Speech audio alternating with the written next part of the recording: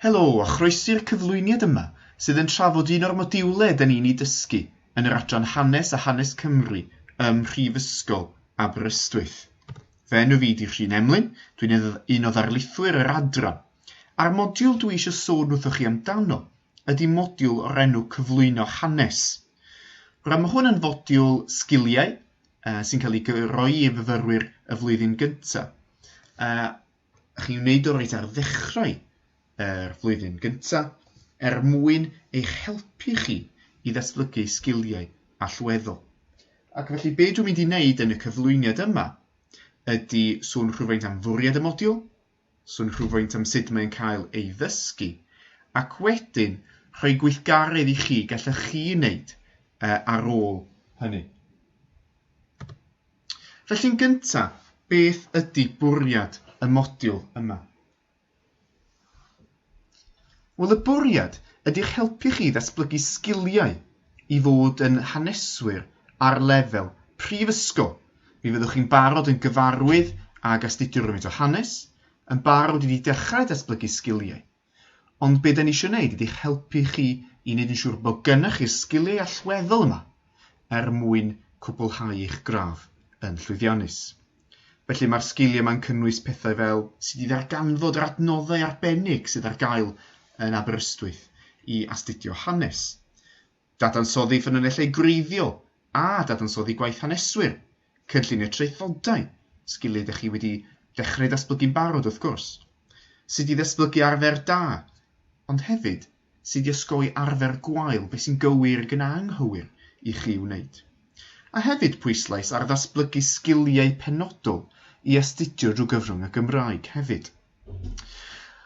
Rwan, ddim jyst sgiliau mi fyddwn ni'n wneud yn y modiwl yma, mi fyddwch chi'n datblygu sgiliau trwy edrych ar bwnc hanesyddol penodol, a mi fydd cyfle i chi ddewis pa bwnc ydych chi eisiau astudio wrth wneud y modiwl yma.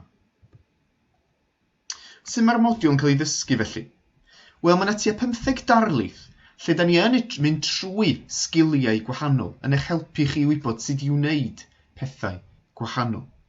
Mae hyn yn cynnwys rhai o sgiliau dwi wedi nodi, ond hefyd pethau eraill fel cyflwyniad i'r llyfrgell genedlaethol, neu helpu chi feddwl ynglyn â y dyfodol hefyd.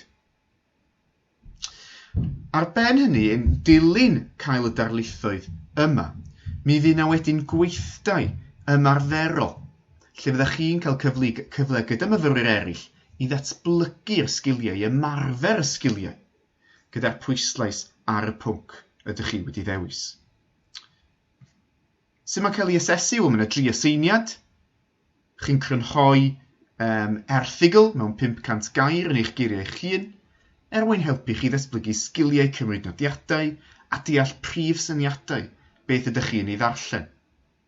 Yr ail aseiniad, llyfryddiaeth, 1500 o eiriau, lle ydych chi'n creu llyfryddiaeth ar gyfer eich traethawd, llyfryddiaeth rhwng 15 ag 20 eitem, mwyn eich helpu chi ddarganfod a datblygu sgiliau trefnu a chynllunio. Ac yn ola, traethawd 2000 o eiriau sy'n eich helpu chi i ateb cwestiwn ar bwnc eich grŵp a datblygu sgiliau paratoi ag ysgrifennu traethodau. Felly dyma chi lyfryddiaeth rhai llyfrau sy'n ddefnyddiol, os ydych chi eisiau edrych arnyn nhw, o flaen llaw, sy'n helpu ni feddwl ynglyn â gwaith yr hanesydd a'r sgiliau ydych chi angen ei dysgu.